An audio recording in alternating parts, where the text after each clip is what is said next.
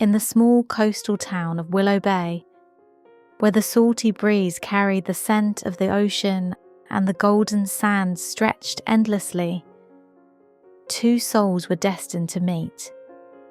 Chapter 1. A Chance Encounter.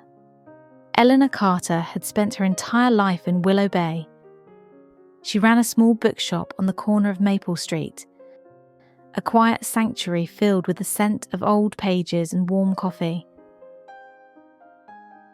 She believed in stories, the kind that made hearts race, the kind that whispered promises of forever.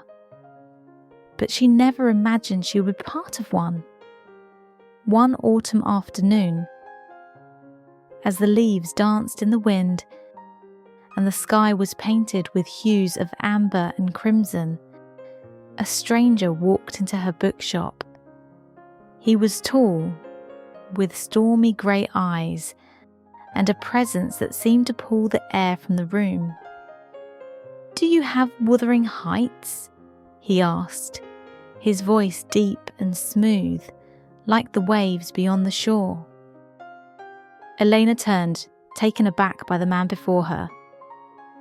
"A classic choice," she said, moving towards the shelves.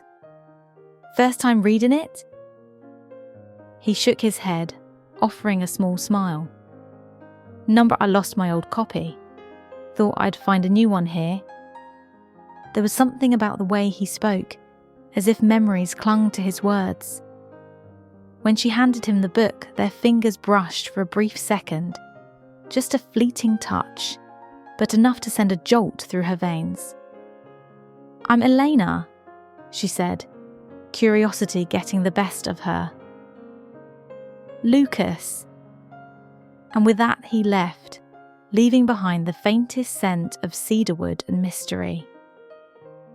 Chapter 2. The Slow Burn. Lucas began visiting the bookshop every Saturday, browsing through the shelves with a thoughtful gaze. He never said much, but Eleanor noticed the way his eyes softened when he spoke of literature. One evening, as she was closing up, she found him standing by the window, staring at the horizon. "You're always here at sunset," she observed. Lucas turned, the last golden rays of the sun reflecting in his eyes. "Sunsets remind me that even endings can be beautiful." There was something broken in his voice, something he wasn't saying. "Would you like to go for a walk?" she asked, surprising even herself.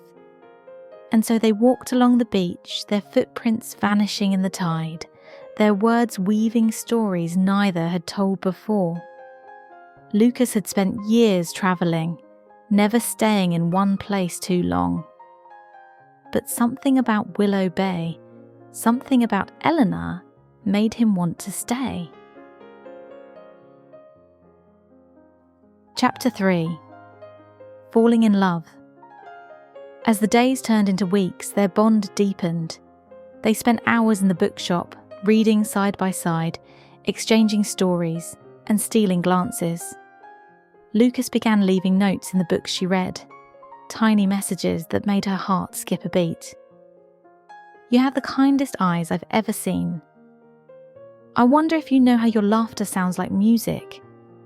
Eleanor had never felt something so consuming, so inevitable. It was love, slow and steady, like waves caressing the shore. One evening, as they stood beneath the stars, Lucas finally told her his story. "I left everything behind to find something real," he admitted. "And now, I think I've found it." Eleanor's breath hitched. "What did you find?" Lucas reached for her hand, his fingers warm against hers. "You." And just like that, with the ocean as their witness, they shared their first kiss, gentle, lingering, the kind that promised a forever. Chapter 4. The Storm. But love is never without its trials. Lucas received a call one night, a job offer that could take him halfway across the world. It was everything he had worked for, a dream within his grasp, but accepting it meant leaving Elena behind. She saw the conflict in his eyes, the war between love and ambition. "You have to go," she whispered, even though her heart was breaking. "This is your dream, Lucas." He cupped her face, pressing his forehead against hers. "But you're my dream too." Tears slipped down her cheeks. "Then come back to me." Lucas left at sunrise, promising to return. But months passed, and though they kept in touch, distance was a cruel thing. Elena tried to be strong, but every empty sunset reminded her of the love she had lost. Chapter 5. The Return. A year later, on a crisp autumn evening, the very season they had met, Eleanor was closing her bookshop when she heard a familiar voice. "Do you still have Wuthering Heights?" Her breath caught. She turned, and there he was, Lucas, standing at the doorway, looking at her as if she was the only thing he'd ever searched for. "You came back," she whispered. He stepped closer, his eyes filled with everything he had left unsaid. "I always promised I would." Eleanor felt tears well up, but they were no longer of sorrow. Lucas took her hands, his grip firm, his voice unwavering. "This time, I'm staying."